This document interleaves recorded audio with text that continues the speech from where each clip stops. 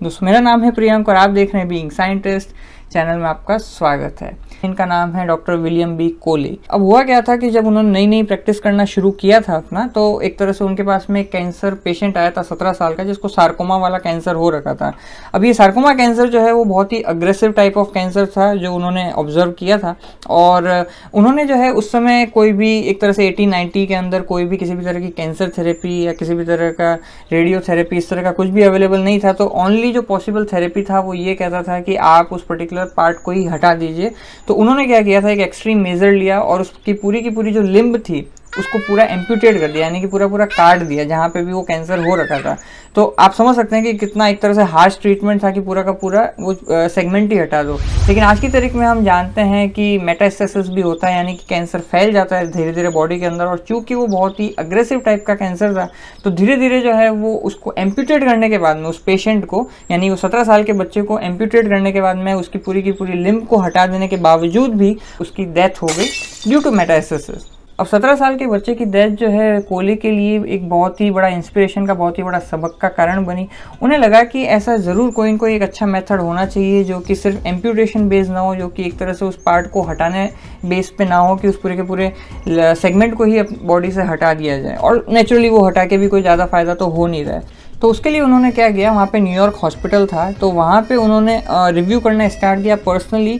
और उन्होंने बहुत सारी ऐसी रिपोर्ट्स पढ़ना स्टार्ट की। तो उनमें से उनको एक बहुत ही इंटरेस्टिंग एक जर्मन इमिग्रेंट थे जिनका उन्होंने पूरा ट्रैक रिकॉर्ड केस को स्टडी किया। और उन्होंने ये देखा कि बेसिकली एक उस बंदे को सार्कोमा हो रखा था नेक का, यानी कि गले का हो रखा था। उस गले पे हो रखा है तो ऑब्वियसली आप गले को तो उड़ा नहीं सकते। लेकिन उस केस रिपोर्ट में सबसे इंटरेस्टिंग पार्ट ये था कि उस पर्सन को जो है वो जर्मन इमिग्रेंट को वहाँ पे एक तरह का इन्फेक्शन हो गया था। और इन्होंने ये डिस्कवर किया कि ये इन्फेक्शन जो है वो स्ट्रेप्टोकोकस पायरोजेंस की वजह से होता है। अब ये जो है बहुत ही एक तरह से मिरेकुलस था, क्योंकि उस समय साइंटिस्ट समझ नहीं पाए कि ऐसा कैसे हो सकता है कि किसी को नेक का कैंसर था और उसके बाद में कोई इन्फेक्शन हुआ और उस इन्फेक्शन के बाद में उसका जो कैंसर था वो बिल्कुल पूरे तरीके से खत्म हो गया। कोले को एक केस स्टडी बहुत ही इंटरेस्टिंग लगी और बहुत ही आउट ऑफ क्यूरियोसिटी उन्होंने जो है वो पूरा का पूरा ट्रैक किया उस पेशेंट को और पता किया कि अभी भी एक तरह से कोई भी कैंसर वापस आया ही नहीं है। कोले के सिर्फ यहीं पर ना रुके और उन्होंने ऐसे तकरीबन 47 केसेस निकाले जहाँ पे उन्होंने ये देखा कि जब किसी को भी कोई कैंसर होता है और उसके बाद में कोई इन्फेक्शन होता है, मेनली स्ट्रेप्टोकोकस का अगर इन्फेक्शन होता है, तो ये देखा गया कि उनकी रिकवरी जो है वो एकदम फास्ट हो जाती है और वापस से रिमिशन भी नहीं हो रहा है। और ये उनके लिए बहुत ही ज़्यादा इंटरेस्टिंग था। तो कोले ने ये थियराइज किया कि हो सकता है कि वहाँ पर जब इन्फेक्शन होता है तो उसकी वजह से इम्यून सेल्स जो हैं वो ट्रिगर हो जाती है और वो वहाँ पर आके उन कैंसर सेल्स को जो रेजिडुअल भी अगर कोई बची है तो अटैक करके ख़त्म कर देती है। इस वजह से बाद में भी जो है किसी भी तरह का कोई कैंसर नहीं होता और एक तरह से बिल्कुल अच्छी रिकवरी होती है और कैंसर भी ख़त्म होने में मदद मिलती है। तो इसी चीज़ को लेके जो है उन्होंने अपना एक तरह से एक्सपेरिमेंट करना स्टार्ट किया। शुरुआत में उन्होंने क्या किया कि स्ट्रेप्टोकोकस के जो बैक्टीरिया थे उन्होंने सीधा पेशेंट को दे दिए, तो मतलब ऑब्वियस ही था कि उनमें से कुछ की डेथ हो गई। तो फिर उन्होंने उसको थोड़ा इनएक्टिवेट करके देना स्टार्ट किया, यानी कि डेड मटेरियल को देना स्टार्ट किया, वैसे ही जैसे कि हम एक तरह से वैक्सीन वाले केस में हम देखते हैं। तो इस तरह से उन्होंने देना स्टार्ट किया और उन्होंने ये देखा कि इस तरह से करने से बेसिकली जो कैंसर पेशेंट है उनकी रिकवरी तो अच्छी हो ही रही है, साथ साथ में कैंसर जो है वो एक तरह से वापस आ भी नहीं रहा है। तो जब इन्होंने ऐसी केस स्टडीज़ को पब्लिश करना स्टार्ट किया, लोगों को बताना स्टार्ट किया, तो इसको बहुत ज़्यादा क्रिटिसिज्म दिया गया। बहुत लोगों ने इसको नकारा कि ये बोला कि ये एक तरह से पेशेंट के साथ खिलवाड़ किया जा रहा है, एक तो उन्हें बताया भी नहीं जा रहा है और उनको इस तरह का एक तरह से ट्रीटमेंट दे दे रहे हैं। और ये बहुत ज़्यादा डेंजरस है कि स्ट्रेप्टोकोकस का किसी एक कैंसर पेशेंट को इन्फेक्शन दे दिया जाए, मतलब वो एक बीमारी से तो जूझ ही रहा है, आप दूसरी बीमारी और उसमें डाल दो।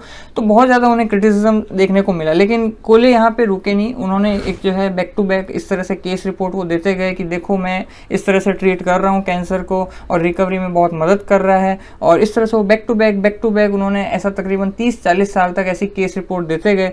धीरे धीरे और भी लोगों ने इसको ट्राई करना स्टार्ट किया। ये जो एक तरह से जो वो देते थे ट्रीटमेंट, वो मैंने जैसा बताया डेड बैक्टीरिया होते थे स्ट्रेप्टोकोकस के, तो उसे कोलेस टॉक्सिन के नाम से जाना जाता था। और धीरे धीरे डॉक्टर्स को ये तो नहीं पता था कि एक्चुअल में अंदर क्या हो रहा है, लेकिन उन्हें ये पता था कि समहाउ ये थोड़ा बहुत काम तो करता है। तो धीरे धीरे लोगों में एक्सेप्टेंस आना भी स्टार्ट हुआ। लेकिन बैक इन 1936 उनकी एक तरह से डेथ हो गई, और उसके बाद में जो है वर्ल्ड वॉर आ गया, एंड देन उसी समय जो है उसके बाद में कीमोथेरेपी आ गई, रेडियोथेरेपी आ गई। तो इस पूरे के पूरे एक तरह से आइडिया को, जो कि इम्यूनोथेरेपी का आइडिया था, यानी कि इम्यून सिस्टम को ट्रिगर किया जाए कैंसर की थेरेपी करने के लिए, उसको साइडलाइन कर दिया गया, उसको एक तरह से इंपॉर्टेंस नहीं दी गई। लेकिन उसके बाद में जैसे जैसे लोगों ने आइडेंटिफाई करना स्टार्ट किया कि रेडियोथेरेपी, कीमोथेरेपी के बहुत ज़्यादा डिसएडवांटेज है कैंसर को ट्रीट करने के अंदर, तो धीरे धीरे वापस से लोगों ने उनके काम को रिविजिट किया।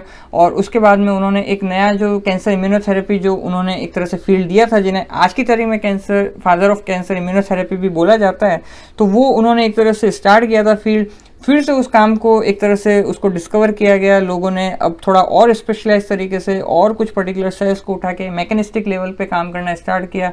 और हमें पता ही है 2018 के अंदर कैंसर इम्यूनोथेरेपी पे नोबेल प्राइज़ मिला था। और इससे पहले भी मैंने जो है आपको एक वीडियो बनाया था जिसमें बताया था कि आज की तारीख में जो सबसे प्रोफाउंड इलाज जो है, जो देखा गया है, वो कैंसर इम्यूनोथेरेपी बेस्ड है, जिसपे मैंने एक पिछले अपने वीडियो में बात कर रखी है। तो आप सोच के देखिए कि तकरीबन 1936 में उनकी डेथ हो गई और आज तकरीबन 2020-2022 चल रहा है, और उसके दौरान जो है अब उनके काम को, कैंसर इम्यूनोथेरेपी के काम को इतना सराहा जा रहा है। उनकी जो थियोरी थी कि इम्यून सिस्टम को ट्रिगर करके हम कैसे कैंसर से निजात पा सकते हैं, वो थियोरी उस समय कितनी ज़्यादा सही थी, और तकरीबन 100 साल बाद में आज उसको एक तरह से सच में रिकॉग्निशन मिल रहा है। बट अनफॉर्चुनेटली वो हमारे बीच में नहीं है, और उनके जीते जी भी उनके काम को उतना रिकॉग्निशन नहीं मिला। तो ये थे मेरी तरफ से 3 साइंटिस्ट की स्टोरीज, जिनके जीते जी उनके काम को रिकॉग्निशन नहीं मिला, लेकिन उनके जाने के बाद में इस दुनिया से उन्होंने ह्यूमैनिटी के लिए कुछ बहुत ही फ्रूटफुल देकर गए, जो आज तक हमारे काम आता आ रहा है और आगे भी काम आता रहेगा। सो आज के लिए इतना ही, फिर आपसे मुलाकात होगी। जय विज्ञान।